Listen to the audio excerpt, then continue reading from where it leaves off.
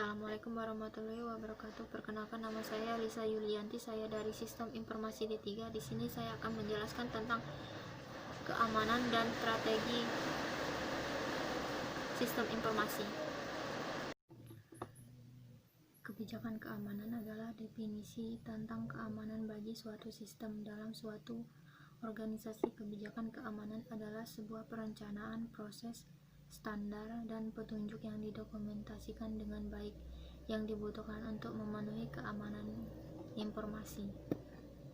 Untuk suatu organisasi tersebut dapat mengatasi kendala perilaku anggota-anggotanya serta kendala yang dikenakan pada musuh melalui mekanisme seperti door, key, dan wall.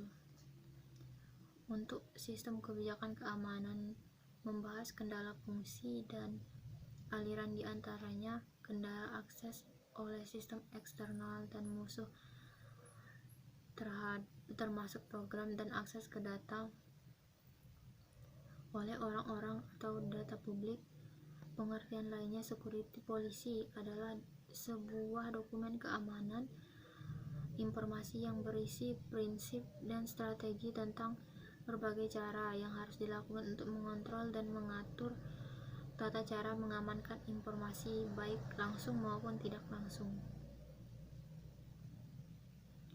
Keuntungan keamanan sistem informasi yaitu 1. Meningkatkan data dan jaringan, 2. Mitigasi resiko, 3. Dimonitor dan diaturnya perangkat yang digunakan dan transfer data, 3. Performa jaringan lebih baik, 5. Respon cepat terhadap masalah dan downtime lebih rendah, 6. Mengurangi stres di tingkat keamanan, 7. Mengurangi biaya. Fitur kebijakan keamanan. 1. Ringkas dan jelas. Sebuah kebijakan keamanan harus ringkas dan jelas. Ketika mereka dibutuhkan, mereka akan mudah untuk diterapkan di infrastruktur yang ada. Kebijakan yang rumit atau sulit dimengerti justru tidak akan diterapkan oleh para pegawai.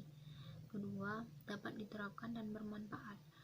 Kebijakan harus ditulis dan didesain sebagaimana mungkin agar dapat diterapkan di berbagai seksi dan organisasi.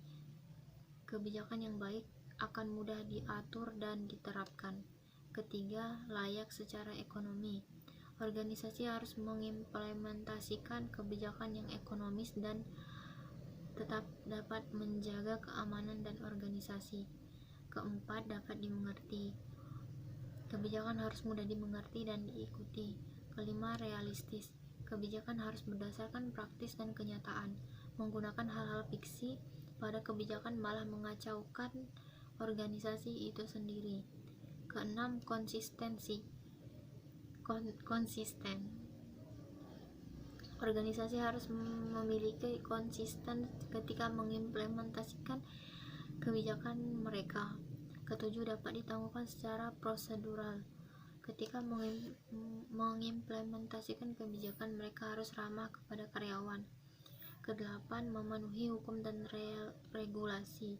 Setiap kebijakan yang mengimplementasikan harus sesuai dengan hukum, aturan, dan regulasi yang ada. Kebijakan keamanan sistem informasi. Setiap organisasi harus memiliki pedoman bagi anggotanya untuk mencapai sasaran. Begitu juga dengan implementasi sistem informasi pada sebuah perusahaan. Diperlukan pedoman kebijakan bagi karyawan dan penggunanya. Setiap karyawan tidak dapat bertindak semaunya sendiri dan tidak berdisiplin dalam melaksanakan tugasnya. Contoh, apabila karyawan sudah ditentukan jam kerjanya, maka waktu tersebut harus secara disiplin dipegang, karena setiap output tugas mereka input bagi karyawan yang lainnya. Hal ini akan berpengaruh pada kelancaran dengan sistem informasi dan berkaitan dengan keuntungan atau kerugian perusahaan. Oleh karena itu, garis pedoman ini dalam bentuk prosedural harus ditaati oleh semua pihak. Kebijakan keamanan sistem informasi biasanya disusun oleh pimpinan operasional beserta pimpinan ICT dengan pengarahan dari pimpinan organisasi organisasi atau perusahaan rangkaian konsep secara garis besar dari prosedural keamanan sistem informasi. 1. Keamanan sistem informasi merupakan urusan dan tanggung jawab semua karyawan. Kedua, penetapan pemilik sistem informasi. 3. Langkah keamanan harus sesuai dengan peraturan masing-masing. Keempat, antisipasi terhadap kesalahan. Kelima, pengaksesan ke dalam sistem harus berdasarkan kebutuhan fungsi. Keenam, hanya data bisnis yang ditekuni perusahaan diperbolehkan untuk diproses di sistem komputer. 7. Pekerjaan yang dilakukan oleh pihak ketiga. 8. Pemisahan aktivitas antara pengembang sistem, pengoperasian sistem, dan pemakai akhir sistem informasi. 9. Implementasi sistem baru atau permintaan perubahan terhadap sistem yang sudah ada harus melalui pengontrolan yang ketat melalui prosedural sistem akseptasi dan permintaan perubahan. 10. Sistem yang dikembangkan harus sesuai dengan standar metode pengembangan sistem yang diemban oleh organisasi. 11. Pemakai bertanggung jawab penuh atas nama aktivitas yang dilakukan dengan memakai kode identitasnya. ISO 17799 adalah standar keamanan sistem informasi yang telah diakui oleh dunia dan disahkan pada tahun 2000, di mana ia mengalami revisi pada tahun 2005. ISO atau IEC 17799 sampai 2005. Pada tahun 2007, ISO dari International Electronic Commission atau IEC mengubah penomoran ISO 17799 meliputi 10 control clauses, 236 kontrol objektivitas, ketiga 127 kontrol.